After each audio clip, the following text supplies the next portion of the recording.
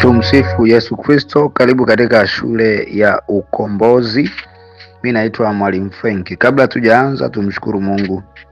Baba, katika jina la Yesu, asante kwa ajili ya neema hii. Umeachilia shule hii ya ukombozi ili kuwatengeneza watoto wako, kuwafinyanga na kuwafanya kuwa bora zaidi ya jana. Tunaomba Bwana uende pamoja na sisi. Roho Mtakatifu wa kiongozi katika shule hii yote, kuanzia mwanzo hadi mwisho. Ninafunga kila milango ya adui, ninakemea kila roho za giza, mapando ya aina yoyote katika jina la Yesu Kristo. Nafungua fahamu za kila ambaye atahusika kwenye semina hii, kwenye shule hii ya ukombozi, ili baada ya shule hii watoto wako wakaweze kuwa watendakazi waaminifu na watakatifu mbele za macho yako. Katika jina la Yesu ninaomba uniongoze, kila vizuizi visipate nafasi. Bwana, nipe nguvu ya kujitoa kwa ajili ya kazi hii, katika jina la Yesu Kristo Mnazareti aliye hai. Amen. Bwana Yesu asifiwe. Tumsifu Yesu Kristo. Ninakukaribisha katika shule hii ya ukombozi ambayo naamini tutaenda kujifunza mambo mengi sana, na hii ni sehemu ya kwanza ambayo naamini pia wewe itaenda kukusaidia pakubwa. Kitu cha kwanza, kwa nini Roho wa Mungu anataka tuwe na hii shule? Ni kwa sababu ya maandiko na maagizo ambayo Roho Mtakatifu ametoa madhabahuni kwa ajili ya ufalme wake. Mathayo 9:37 hadi 38, ndipo alipowaambia wanafunzi wake, mavuno ni mengi lakini watendakazi ni wachache. Basi mwombeni Bwana wa mavuno apeleke watendakazi katika mavuno yake. Haleluya. Hili ni agizo ambalo tumepewa na Roho Mungu. Anataka, ni agizo la Roho Mtakatifu mwenyewe kutaka kutengeneza watendakazi. Kwa hiyo mimi ninafanya sawasawa na maelekezo, na naamini wewe ambaye upo hapa ni kwamba umeitwa kuwa sehemu ya kuwa mtendakazi. Ninakukaribisha mno. Nataka nikwambie kitu kimoja. Yesu Kristo alikuwa ni mkombozi. Moja ya kazi ambayo Yesu alitumwa hapa duniani ni ukombozi. Alikuja kama mwokozi, alikuja kama mkombozi, alikuja kama mfalme, lakini kama Bwana. Mpaka leo hii bado ni mwokozi, ni mkombozi, ni mfalme na ni Bwana. Hizo kazi amewaachia wanadamu. Sema amen. Lakini anazifanya yeye kupitia wanadamu. Kwa hiyo ni wito wa mimi na wewe kuwa sehemu ya ufalme wake, kuwa watenda kazi kwenye ufalme wa Mungu, ili siku ya mwisho tupate thawabu. Ni kweli watu wengi tunapenda kutendewa kazi na sio kutenda kazi, lakini hiyo imefanya watu wengi sana wasimame hapo walipo. Watu wengi wamezika vipawa vyao, watu wengi wamefunika vipawa vyao kwa sababu ya mentality ya ufahamu wa kwamba mimi nitaombewa, mimi nitatendewa, mimi nitafanyiwa. Hawako tayari kufanya wao. Kwa hiyo wamekuwa ni watu ambao sio watenda kazi, lakini ufalme wa Mungu unataka watenda kazi. Kwa hiyo ili huu ni utii kwenye agizo ambalo Mungu ameachilia, na naamini wewe utakuwa sehemu ya hiyo. Sasa ukombozi, kila Mkristo ameitwa kuwa mkombozi. Huu ni wito wa Kristo mwenyewe. Na nataka nikwambie, Kristo alipoanza kazi yake alianza kujitambulisha kama mkombozi. Kristo alipoanza kazi yake alijitambulisha kama mkombozi. Alijitambulisha kama mkombozi. Ukisoma Luka 4:18, baada ya kuwa ametoka nyikani, sasa anaanza injili. Baada ya kubatizwa anaanza injili. Ndio maana na sisi tumeanza kwa maombi maalum ya sala ya toba kabla hujaanza kazi hii ambayo Kristo aliifanya ya kuwa mkombozi, ya kufundishwa. Okay? Luka 4:18, Roho wa Bwana yu juu yangu, kwa maana amenitia mafuta kuwahubiri maskini habari njema, amenituma kuwatangazia wafungwa kufunguliwa kwao, na vipofu kupata kuona tena, kuacha huru waliosetwa. Sema amen. So ukombozi ilikuwa ni kazi ya kwanza ambayo Kristo alianza nayo. Unaweza kujiuliza ukombozi ni nini? Naomba uanze kuandika. Unaweza, kama umeanza kuandika ni vyema pia. Andika, ukombozi ni kitendo cha kuwafungua walio katika vifungo. Ukombozi ni kitendo cha kuwafungua walio katika kifungo. Lakini ukombozi ni kitendo cha kuwaacha huru waliosetwa. Ukombozi ni kitendo cha kuwaacha huru waliosetwa au waliofungwa.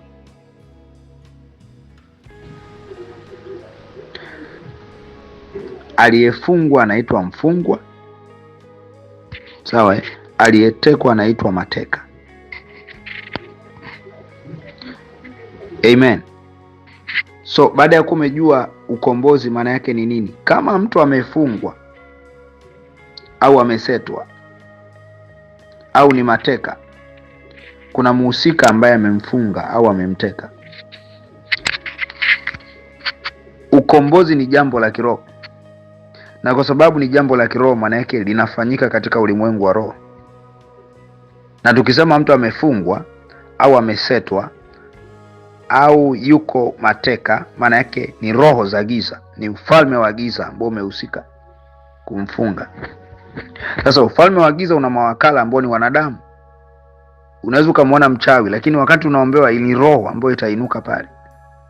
Maana yake aliyehusika si yule mwanadamu, ni roho. Na ndio maana kwenye maandiko wa Efeso 6:12, wa Efeso 6:12, naomba uandike,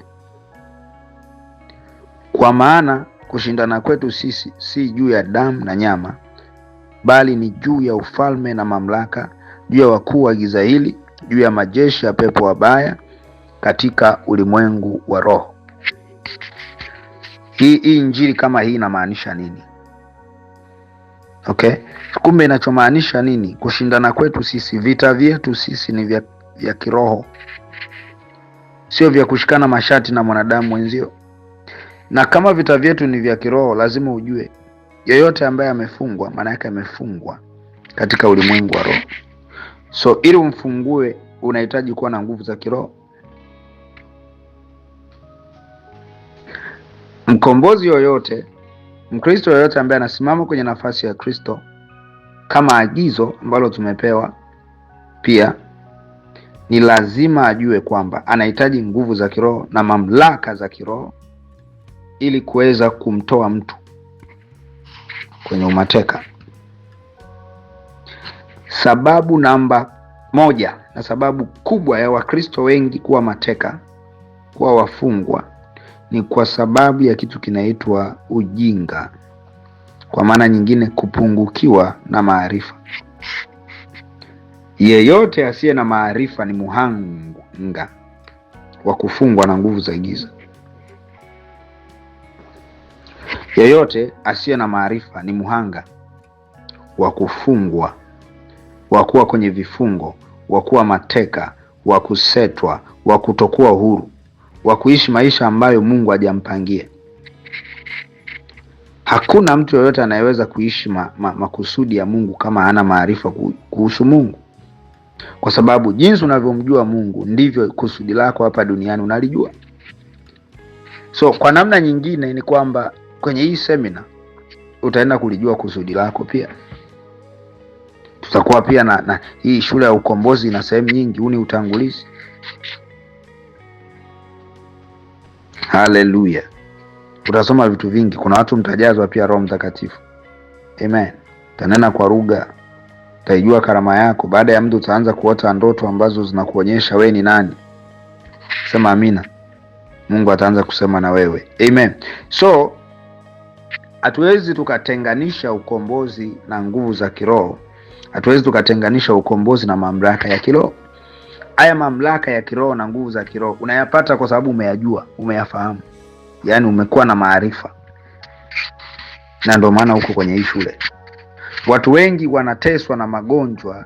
Mfano, mtoto wako anaumwa tumbo, madonda ya tumbo, rafiki yangu, au anasumbuliwa na kichwa, unaenda kumnunulia mipanado, unamjazilishia mipanado. Akifikisha miaka 40 huyo si tayari ni mzee, ashakunywa kila aina ya sumu. Wewe ni Mkristo, unajiita Mkristo na umepewa mamlaka na nguvu. Shida ni kwamba umekosa maarifa tu ya kujua ile mamlaka unayo, zile nguvu unazo, ndio maana uko hapa. Sema amen kama umenielewa. So maandiko yanasema nini sasa kuhusu mtu ambaye hana maarifa?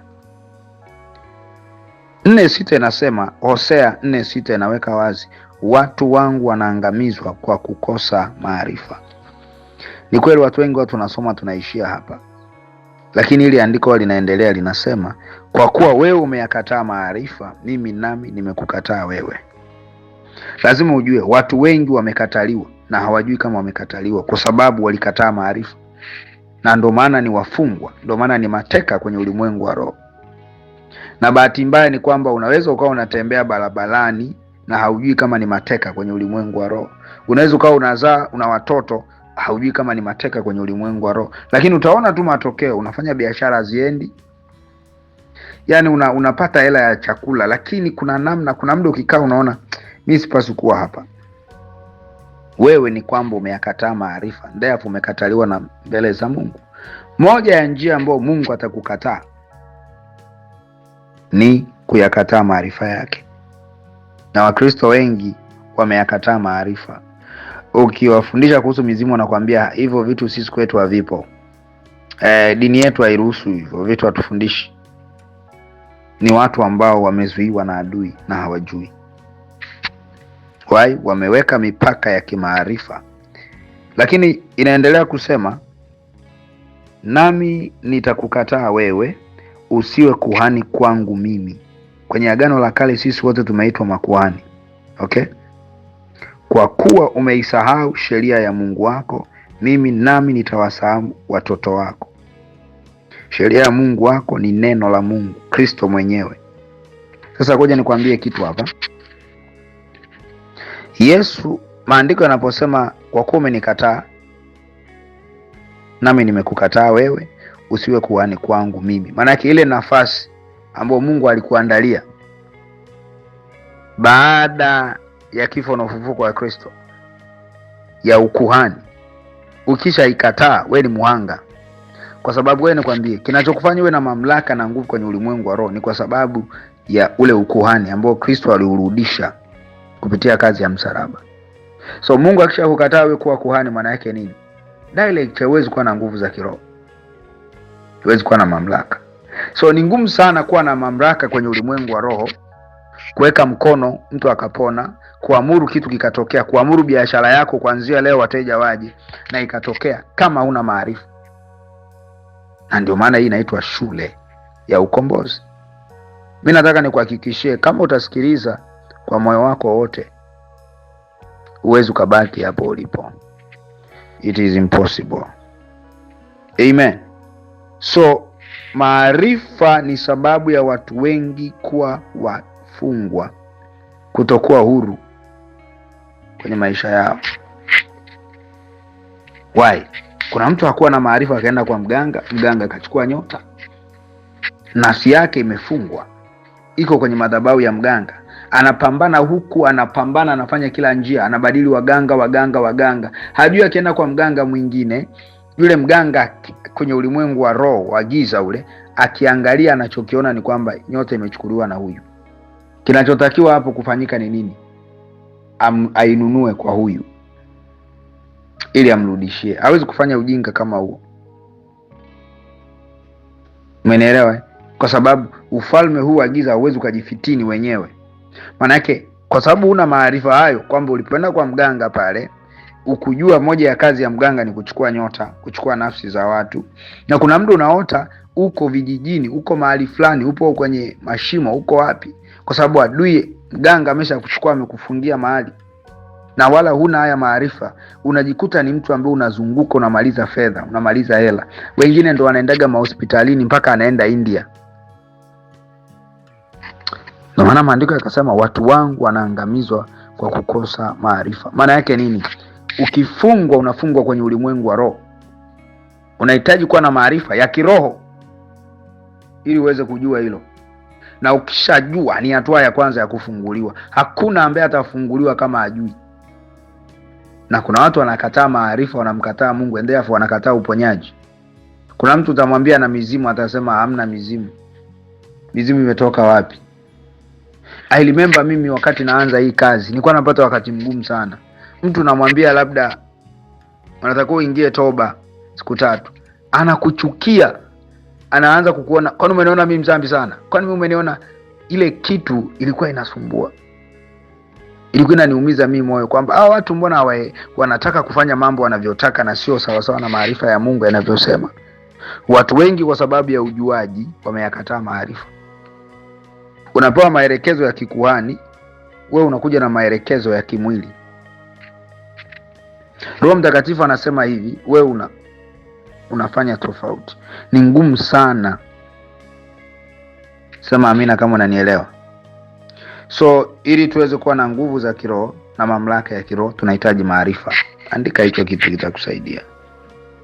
Naweka Hosea 4:6 na nimeifafanua vizuri sana.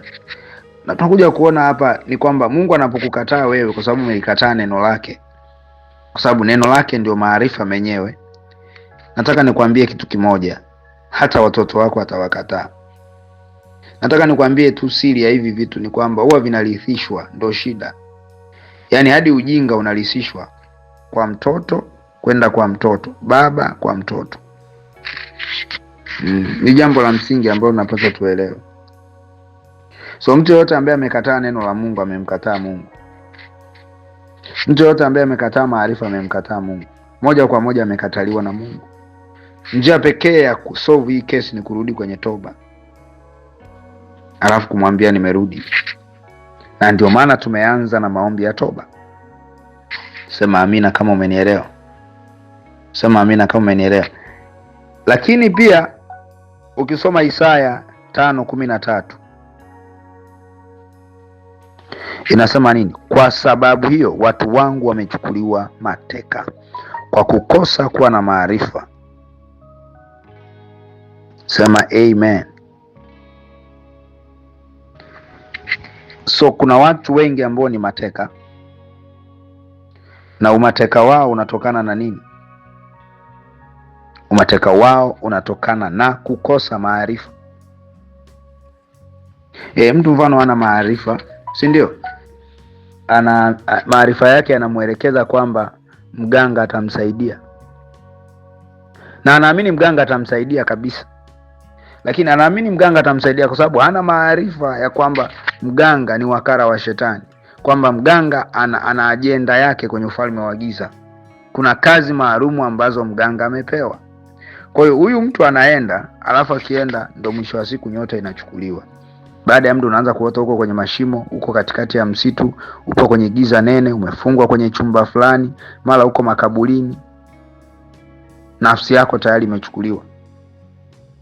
Kuna mwingine kwa sababu ana maarifa, ni mke wa mtu ameolewa au mume wa mtu anaanguka kwenye uzinifu. Alafu hajui kama adui siku zote alikuwa anamsubiria. Katika kutenda lile tendo, nafsi yake inanaswa. Kwa sababu moja ya njia ambayo adui anaweza kuitumia kukamata nafsi yako, tutasoma huko mbele. Moja ya njia hiyo ni tendo ni uzinzi. Kwa sababu kwanza umeenda kinyume na maagizo ya Mungu, kwa hiyo umefungua mlango wa adui kukuataka. Ana uhalali mbele ya mahakama ya mbinguni ya kwamba huyu nimemshikilia kwa sababu kafanya hiki. Sasa kwa sababu ulikuwa na maarifa hayo, wewe ulikuwa unaona ni starehe. Ulikuwa na maarifa haya, kwa unajikuta umeshikiliwa, ni mateka kwenye ulimwengu wa roho. Nafsi yako imeshikiliwa. Ndio maana huyo jamaa kila siku unamuota. Ndio maana kila siku unaota. Alafu wewe nikwambie, kuna dada mmoja nilikuwa naongea naye. Nataka nikwambie, hii kitu hii ya kuanguka kwenye uzinzi, moja ya kitu ambacho inafanya huwa inakuharibia na tabia. Baadaye utaanza kujiona kwenye ndoto unaota umevaa nguo fupi. Baadaye umevaa kichupi tu peke yake. Tayari na roho ya aibu inaanza kuingia. Kwa sababu gani?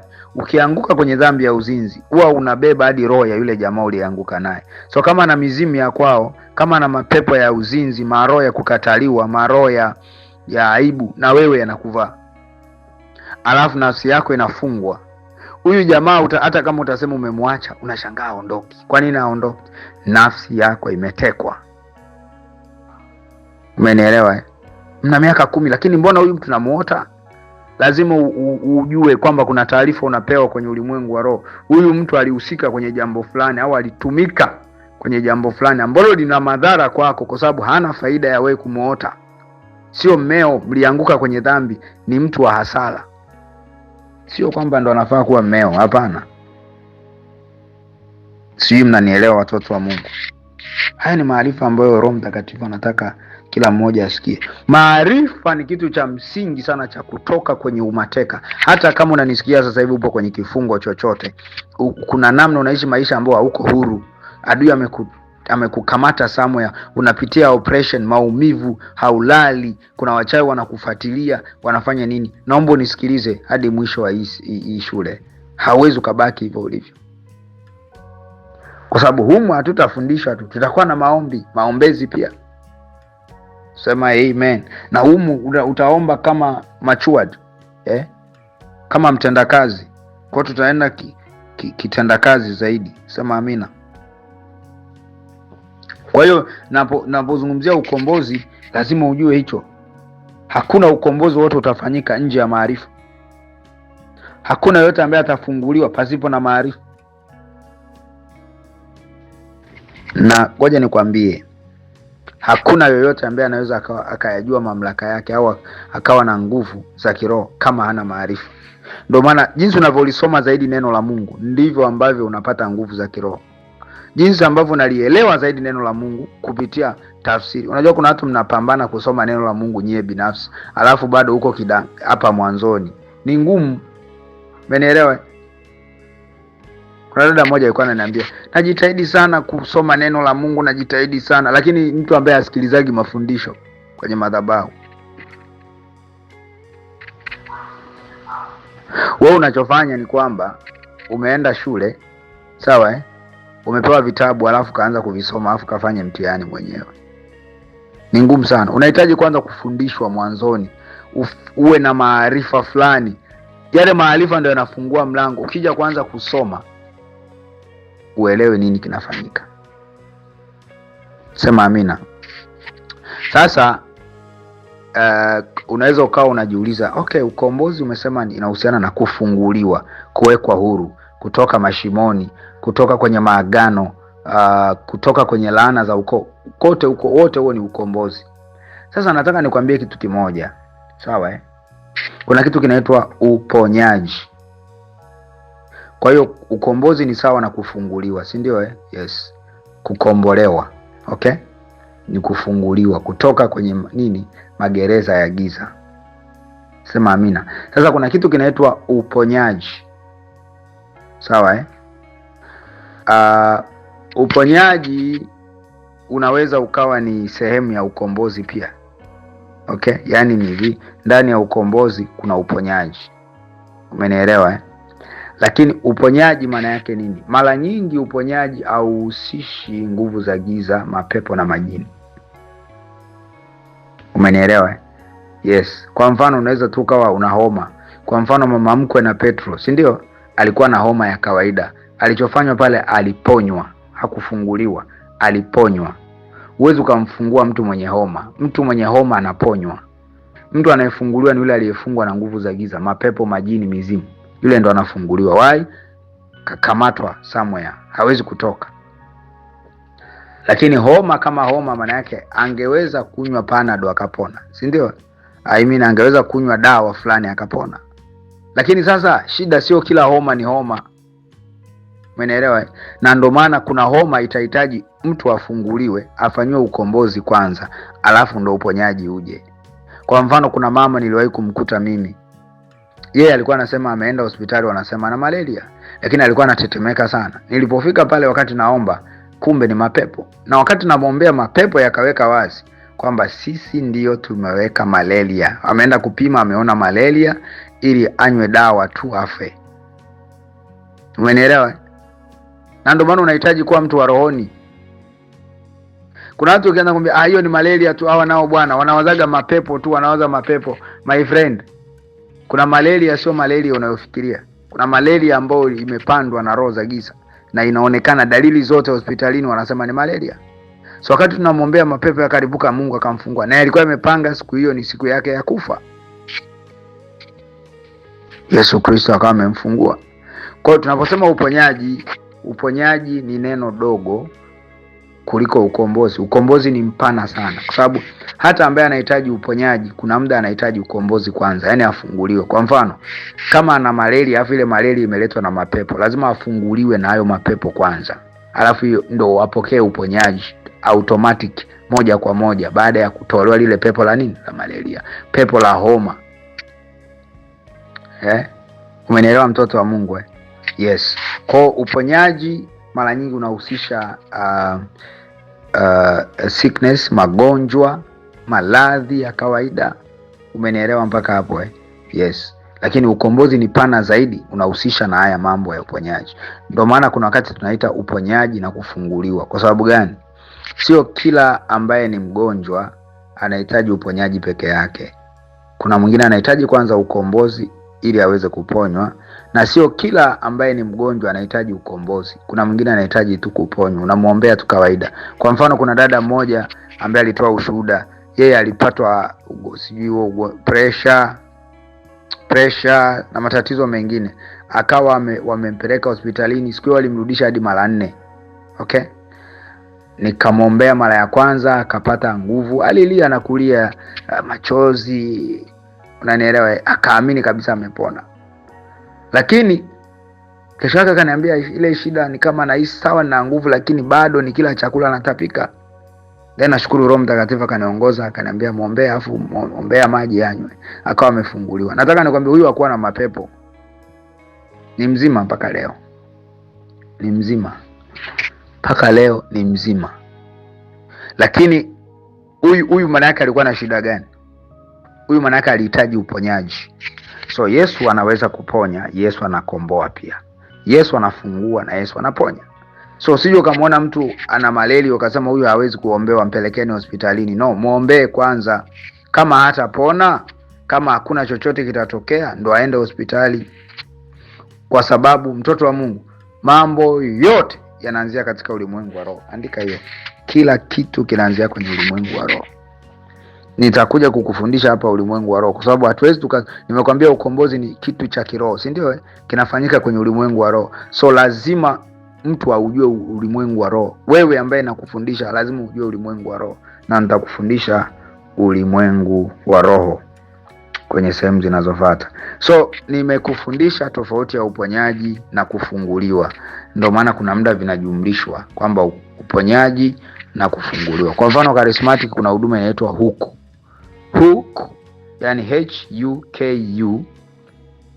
Sawa huduma ya kufunguliwa ni huduma ya uponyaji na kufunguliwa. Kwa hiyo ile H ni huduma, U uponyaji, KU kufunguliwa. Hii inamaanisha ni nini?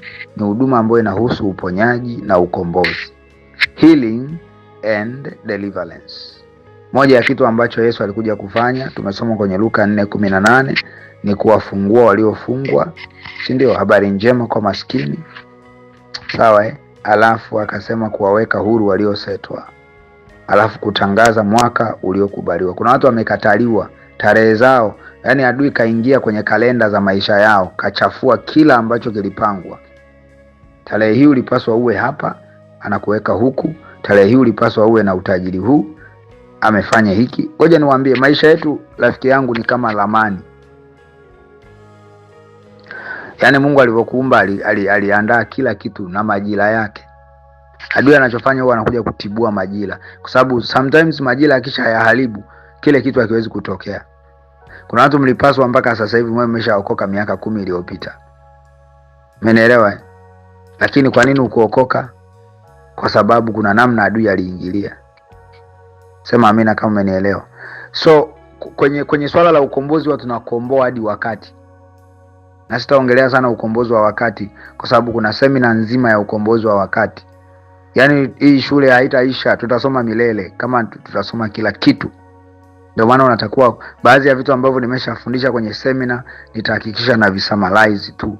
Okay? Lakini ni vyema zaidi ukiwa na kiu ya kwenda kusikiliza. Muombe dada Devota atakusaidia, au niombe mimi mwenyewe nitakutumia hizo semina, na Mungu atakubariki sana sana sana. Sasa baada ya kuwa tumeelewa tofauti kati ya uponyaji na kufunguliwa au ukombozi, naomba tuangalie tofauti ya wokovu na ukombozi. Naomba hapa tuelewane, kwa sababu watu wengi wamedanganywa. Tofauti ya wokovu na ukombozi. Wokovu nitauzungumzia kwa undani zaidi muda si mrefu sana. Okay? Lakini tofauti ya wokovu na ukombozi ni ipi? Yesu alikuja kama mwokozi, yani alileta wokovu. Alafu alikuja kama mkombozi, yani alileta ukombozi.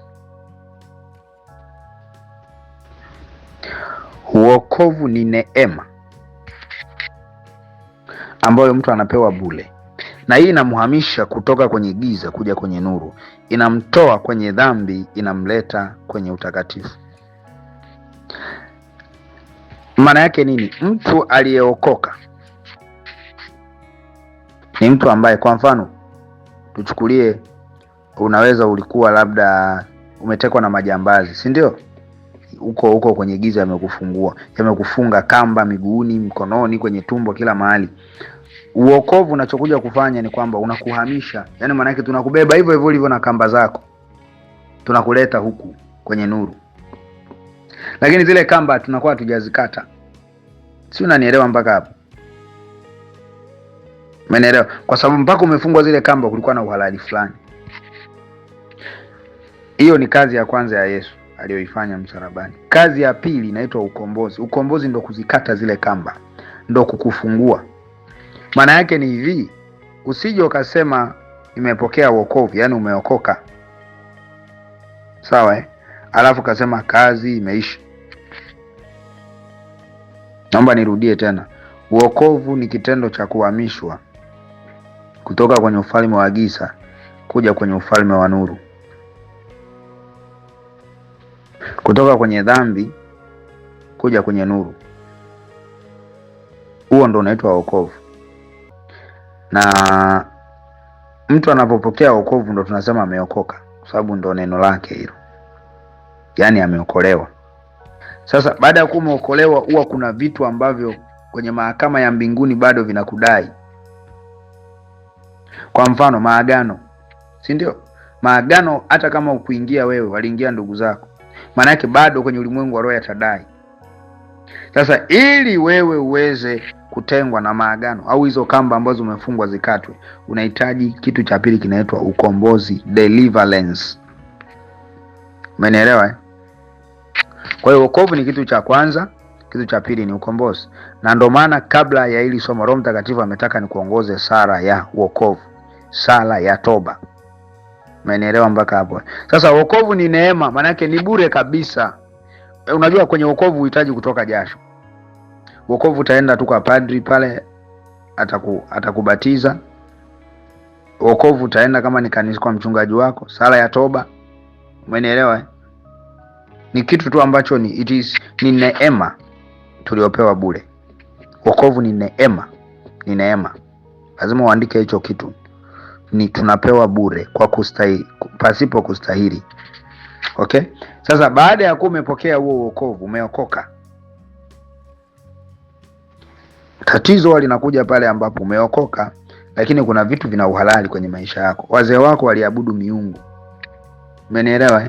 Yaani kwa sababu tumekutoa kwenye kile chumba tumekuleta huku, haina maana kama ulikuwa unadaiwa basi hautadaiwa. No, wanaokudai wataendelea kukudai, si ndio? Kwa sababu hatujalipa hayo madeni. Umenielewa? Kwa mfano ulitekwa, ukawekwa kwenye kile chumba, ukafungwa kamba, alafu ulikuwa unadaiwa hela, si ndio? Tukikutoa kule sisi tukakuleta huku, wale jamaa bado wana uhalali wa kukudai ile hela. Ndio maana kuna watu wanauliza, mbona mimi nimeokoka lakini bado ninasumbuliwa na nguvu za giza? Kwa sababu kuna uhalali upo. Umeelewa? Kuna hati za mashtaka zipo, ambazo sasa zinahitaji kitu kinaitwa ukombozi. Maana yake baada ya wokovu unahitaji kitu kinaitwa ukombozi, kufunguliwa kutoka kwenye hayo maagano, kutoka kwenye huo uhalali, kutoka kwenye mizimu, miungu, ibada hizo walizoabudu wazee. Maana yake ni nini? Kwa sababu tumekutoa kwenye kile chumba, ulikuwa umefungwa kamba, tuanze kukata hizo kamba ili usimame, uwe huru, uendelee kufanya mambo yako. Sema amen. Sijui kama unanielewa, mtoto wa Mungu. So ni vyema sana baada ya kuokoka ukapokea ukombozi, yaani ukafanywa huduma ya kufunguliwa. Inategemea na kifungo chako. Kuna watu ambao kwenye koo zao walitoka. Kuna watu wanapata neema kiukweli, akishaokoka ndo kaenda jumla. Kwa sababu gani? Kuna wakati baada ya kuokoka mtumishi anaweza pale pale akakuongoza maombi ya ukombozi, yaani akakufungua na maroho mengine, lakini sio kila mahali wanafanya hivyo. Utaongozwa tu sala ya toba au utabatizwa tu, zile roho hawatashughulika nazo. Maanake ni kweli upo kwa Yesu, lakini zina uhalali, ndio maana zitakuzuia. Ndio maana kuna watu baada ya kuokoka ndio vita inaanza. Yale maroho yana uhalali. Wewe unachohitaji ni ukombozi. Ndio maana tuna shule inaitwa shule ya ukombozi. Sema amen. Lakini sasa kwenye ukombozi kuna haki ambazo unazihitaji ili aidha ujikomboe wewe mwenyewe kwa njia ya Roho Mtakatifu au mtumishi akuombee ukombolewe. Moja ya njia ya wewe kutoka huko ni kuwa tayari kukataa maagano, kuwa tayari kukataa nguvu za giza, kuacha ushirikina, madawa na vitu vyote ambavyo vinampa uhalali shetani. Kuna mwingine anasema niongoze sala ya toba, lakini kuna vitu vya mganga nyumbani, lakini bado anaendelea na umbea, bado anaendelea na nini. Huyu maana yake ni nini? Anasema anahitaji kuokoka, lakini uhalisia hayuko tayari kuokoka. Anasema anataka kuongoka, lakini uhalisia ni kwamba hayuko tayari kuongoka. Kwa hiyo huyu atakachokuwa anafanya ni kupoteza muda. Sema amen. So kuna watu ambao walipata neema ya kuokoka moja kwa moja na maisha wakaenda moja kwa moja kwa sababu pia ya misingi waliotoka. Amen. Kwa sababu nikwambie, mimi sala ya toba nimeongozwa sio mara moja, sio mara mbili. Na nilikuwa narudi kule kule. Unakaa wiki mbili unasema sasa Yesu Yesu, kwa sababu sikuwa na mafundisho. Nimekuja kuokoka jumla kabisa baada ya neema ya charismatic. Maana yake baada ya kukaa kwenye malezi. Ndio maana ni ngumu sana kuishi sawa sawa na Mungu anavyosema kama hauko chini ya darasa, kama hauko shule yoyote. Mimi nilipitia shule inaitwa malezi na makuzi kwanza. Na huko ndiko ambako Yesu alinibadili. Sema amen. So usitegemee kuweza kuishi maisha matakatifu kama hauna maarifa. Hujakaa darasani kufundishwa. Hiyo haiwezekani. Hujakaa kanisani kufundishwa. Hiyo haiwezekani. Utadanganywa. Nadhani huu ujumbe ukusaidie wewe kuelewa nini ambacho Roho Mtakatifu anataka ujifunze. So tofauti ya wokovu na ukombozi ni kwamba kwenye wokovu ni neema ambayo inakuhamisha kutoka kwenye ufalme wa giza kukuleta kwenye nuru. Lakini sasa baada ya hapo, kama kabla ya hapo ulikuwa na adui alikuwa na uhalali fulani na fulani na fulani, lazima uje ufanywe kitu cha pili kinaitwa ukombozi, ambao ndo kuondoa uhalali wote wa giza, kukutoa kwenye maagano, yani kukufungua, kukutoa kwenye umateka, nyota yako irudishwe na kila kitu. Amen. Hapo ndo unaona mtu anaanza kuchanua. Ukiokoka alafu zifanywe ukombozi, unaweza ukajikuta bado natembea kwenye hali ngumu. Sasa tofauti ya mtu aliyeokoka na ambaye hajaokoka ni kwamba aliyeokoka ana haki ya kuvirudisha hivyo vitu akikaa kwenye maombi. Yaani ukishaokoka unapewa mamlaka na nguvu za kukomboa vile vitu ambavyo shetani ameiba. Yaani ukisimama kwenye maombi una nguvu tayari. Baada tu ya kuokoka wewe unakuwa umepewa mamlaka na nguvu. Yes, lazima uelewe. Ndio maana iko hivi. Unaweza ukamwombea mtu na pepo likatoka na wewe una pepo. Unajua kwa sababu gani? Kwa sababu baada ya kuokoka haukuja kombolewa asilimia zote, lakini sasa ule wokovu umekupa haki ya kumwamuru shetani atoke. Nawaambia mimi hiki kitu. Kuna wengine wananisikia sasa hivi tayari Mungu amewapa ile neema. Wanajiuliza mbona mimi namuombea mtu fulani anafunguliwa lakini mimi nimefungwa. Unamwombea anafunguliwa kwa sababu umeokoka. Kwa hiyo umepewa mamlaka na ile nguvu. Sawa Sijui kama unanielewa mpaka hapo. Lakini tu ni kwamba hujasimama ukajua kwamba unaweza kusimama mwenyewe na ukaamuru kilichomo ndani yako kikatoka.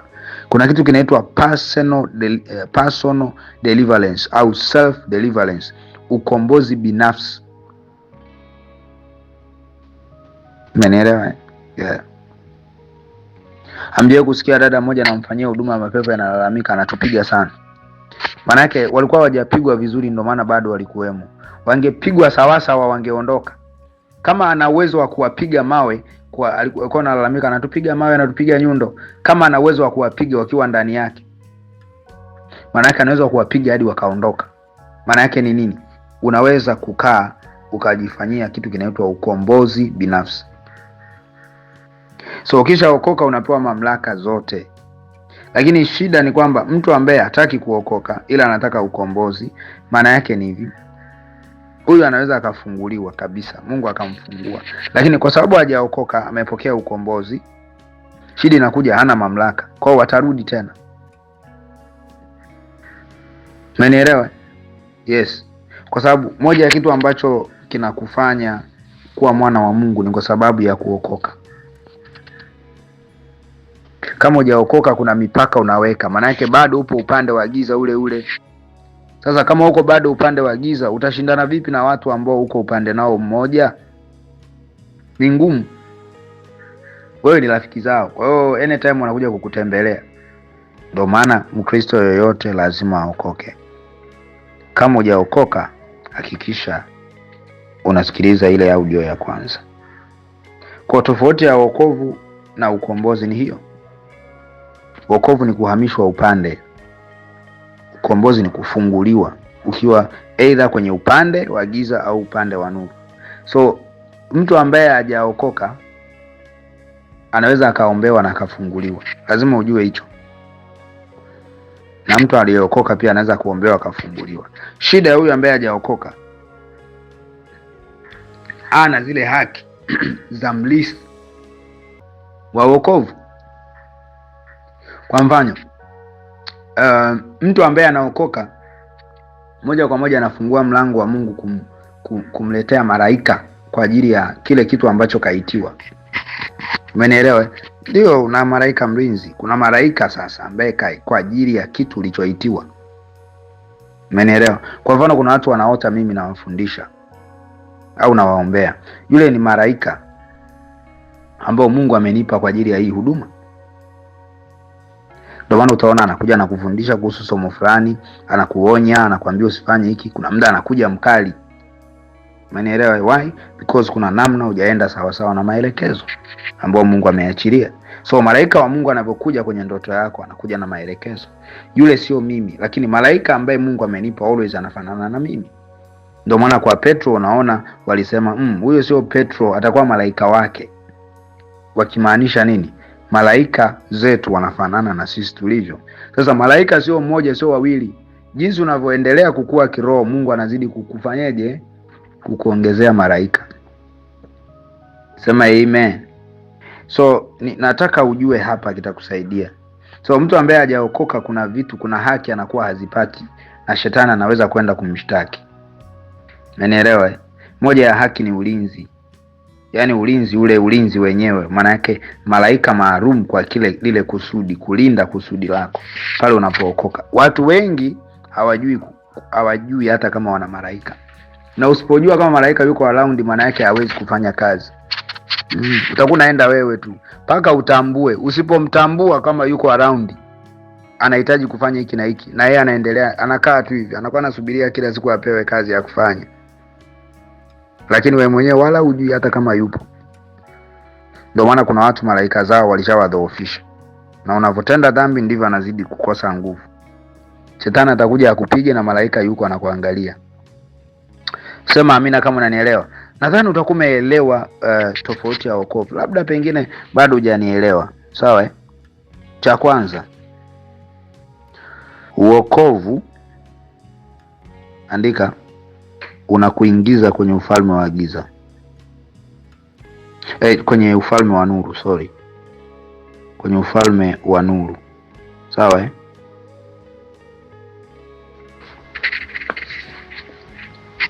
Lakini ukombozi hauhusiki na kukuhamisha kwenye ufalme. Ukombozi unakufungua kwenye vifungo, kwenye umateka. Umenielewa eh? Yes. Lakini kitu cha pili, wokovu unakupa haki kama mwana wa Mungu. Sawa? Unakupa haki kama mwana wa Mungu, kama vile ulinzi. Okay? Umenielewa mpaka hapo eh? Ulinzi wa malaika, ulinzi wa namna zingine. Kwa sababu kupitia wokovu pia unafungua mlango wa kuongozwa na Roho Mtakatifu. Ukombozi ni nini sasa? Ukombozi kwenyewe ni kwamba inategemea wakati unafanywa ukombozi ulikuwa umeshaokoka. Kama ulikuwa hujaokoka utafunguliwa, lakini kama hujaokoka bado adui atakuwa na uhalali na wewe. Kwa ni vyema kuokoka kabla hujafanywa ukombozi, ili kile ulichofanywa kidumu, ili ule ukombozi ufanyeje? Udumu. Amen. Hakuna mtu ambaye ataenda mbinguni kama hajaokoka. Bila wokovu, namba 3, huwezi kwenda mbinguni. Kwa sababu gani? Kwa sababu nimekwambia kwenye Warumi 10:9. Si ndio eh? Kwenye Warumi 10:9 nimekwambia wokovu ni kumkiri Yesu kuwa Bwana na kuamini moyoni kuwa alikufa na yote asiamini kazi ya msalaba hawezi kwenda mbinguni. Lakini sio lazima kwenda mbinguni kwa sababu umefanywa ukombozi. Lazaro alikuwa amefungwa na roho ya umaskini na bado alienda mbinguni. Unaweza kuwa umezuiwa roho ya kukataliwa, kila mtu akupendi, na ukaenda mbinguni as long as unaishi maisha matakatifu. Unaweza kuwa umefungwa kwenye uchumi, kwa maskini kweli kweli, na ukaenda mbinguni. Maana yake ukombozi sio mlango wa wewe kwenda mbinguni, ila ukombozi ni mlango wa wewe kuishi maisha matakatifu, kuishi maisha ambayo Mungu anataka hapa duniani. Watu wengi hawaishi maisha ambayo Mungu anataka. Kwa sababu gani? Bado ni wafungwa, ni mateka kwenye ulimwengu wa roho. Sio kama unanielewa? So bila kuokoka huwezi kaenda mbinguni. Bila kumwamini Yesu ni Bwana huwezi kwenda mbinguni. Ndio maana kwenye Mathayo anasema, ni kweli mliniita Bwana Bwana Bwana ila siwatambui. So in short alichukua anamaanisha hivi, ambao kwao mimi nitakuwa Bwana ndio ambao wataurithi ufalme wa mbinguni. In short, Yesu kuwa Bwana ni kumtii. Huwezi ukaenda mbinguni kama hujamtii. Na moja ya alama ya kwamba umemtii ni kukubali kuokoka. Wokovu. Na nimekwambia kuokoka sio swala la kidini, okay? Yes, unaokoka kwa njia ya kwanza, Marko 16:16 pale. Unaokoka kwa njia ya pili, Warumi 10:9.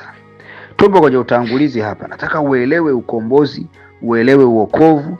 Kwa wokovu tutakuja kuzungumza kiundani zaidi, lakini nataka uelewe kwanza hapa. Sema amina kama unanielewa. Haleluya. Nimekupa hizi tofauti 3 kwa sababu zitakusaidia wewe kuweza kuelewa kile ambacho nimekufundisha.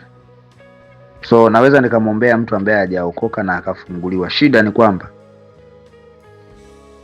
ule uponyaji aliopokea, ile kufunguliwa aliyopokea, je, itadumu? Sema amina kama umenielewa. Tuombe sana kwa ajili ya watu kuelewa haya maarifa ili wasiweze kukaa kwenye vifungo. Sema amen.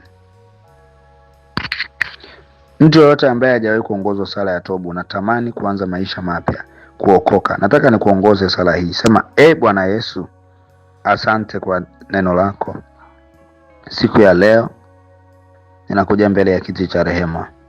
Ninajuta dhambi zangu zote. Ninakiri nilifanya kwa akili zangu na moyo wangu. Siku ya leo naamua kuacha na kugeukia wewe Yesu. Ninaomba rehema. Ninakiri kuwa wewe ni Bwana na Mwokozi wa maisha yangu. Ninaamini moyoni mwangu kuwa ulikufa na ukafufuka na siku ya 3 ukafufuliwa katika jina la Yesu. Ninamkataa shetani na mambo yake yote. Kuanzia leo ninakiri kuwa wewe ni baba yangu katika jina la Yesu. Katika jina la Yesu. Uwe Mwokozi, uwe mkombozi, uwe mfalme, uwe Bwana wangu. katika jina la Yesu. Asante Bwana, maana nimeokoka. Amen. Kama hujabatizwa, naomba nenda kanisani kwako ubatizwe. Sema amen. Ni muhimu sana, muhimu sana, muhimu sana. Mungu wa mbinguni akubariki sana. Hii ni sehemu ya kwanza, endelea kufuatilia. Shalom.